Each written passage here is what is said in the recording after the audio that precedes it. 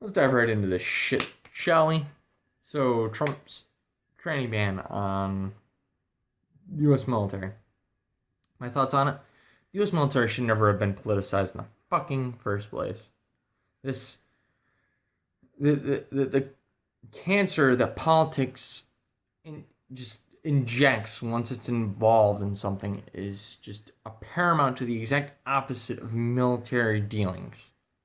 That being said, the tranny ban isn't even a ban. It's not even law yet, and a lot of people in the United States are getting all fucking worked up over something that's not even fucking enacted yet. Now I understand Obama did the same thing. Like, some things came out that he might be doing something, and then people were getting all up in a hissy about it when it actually hadn't become law. Now, this being said, if this doesn't become law, much like those people, you should feel like an idiot because you got overly sensitive because something that hadn't even been law yet, hadn't even been enacted yet, you already overreacted to. And that being on top of that situation, when it comes to the military, it's not about what the public wants. It's not what the politicians want. The military functions, from not even my own experience, I'll get into that in a minute, but not even from my own experience, it functions very closely amongst individuals, brothers and sisters in arms. We all are there to protect each other. We're all there to defend not only our country, but ourselves as well. No one gets left behind comes to mind. That being said, a majority of my family is in the military, and I actually pursued a military career myself. However, I'm not allowed into the military. I'm disqualified because I have, well, we'll say for the sake of argument, indications of a mental illness. Obvious indications of a mental illness. That being said, gender dysphoria is a mental illness, and a mental illness makes you disqualified from being in the military. Is that anti-trans? No, it's not anti-trans. It's obvious common sense to protect brothers and sisters in arms, if that were the case. But it's not the case because it's not a law. I'm just speaking hypothetically here. That if this law were enacted, defending the people, the men and the women that are already at arms fighting for our country, would be an utmost importance, because you don't know, this person might have gender dysphoria, but on top of that, they might have schizophrenia. They might have bipolar disease. You don't know. Or bipolar disorder, excuse me. But you, as a person that's a psychologist working for the military, you're just looking for mental disorders. Once you find that mental disorder, that person's immediately written off.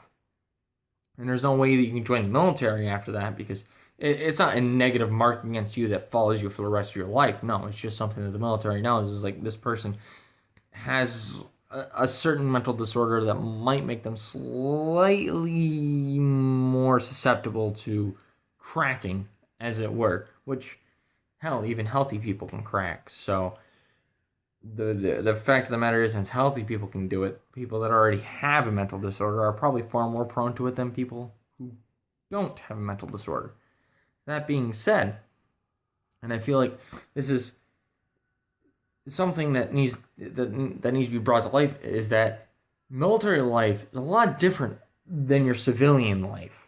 Like, civilian life, you can be, I mean, you have freedom of speech, you have freedom of religion, you have freedom of majority of a lot of things. Now, in the military sense, your freedoms are restricted.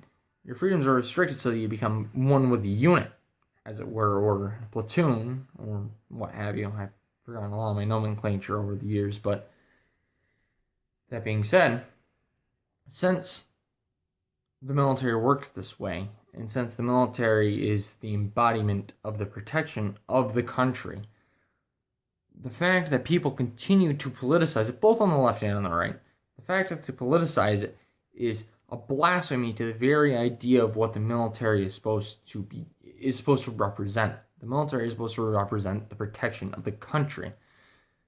Now, I understand where a lot of people are coming from when it comes to the Trump ban thing. It was like, oh, transgenders can. This is obviously anti-trans. Well, in reality, if a person's already transitioned into whatever gender they choose to identify with, then you wouldn't be able to tell the difference anyway, and therefore the don't ask, don't tell policy would come into play. Alright, I don't care. Circle whatever the hell you want on the dotted line and sign your name. I don't give a shit. I'm a recruiter. As long as you can do your job and pass the test, the psychic evaluation, being one of them. Now, that being said, what's going on with the channel in the future is I'm going to actually cut down my content to twice a week. I'm going to start posting on Tuesdays and Thursdays, quite frankly, because I am getting absolutely bombarded with work. I'm doing a lot of side projects and whatnot, and private contracts, but on top of that, I'm also planning on moving probably in the next couple of months, so I gotta get all my shit together. And it's a whole big life thing. And I actually intend to keep the the Tuesday and Thursday model from now on. Unless I post a base video every now and again or some stupid fucking rant. But from now on, assume Tuesday and Thursday. So since today is Thursday, I will be starting the Tuesday-Thursday model next week. So my Tuesday-Thursday model will start next week.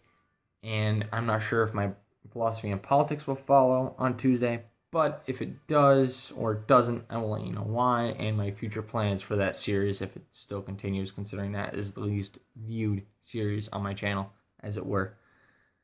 So, in closing, when it comes to politics, keep it out of the military. The military is the military. It's our armed forces. There is no room for politics on the fucking battlefield.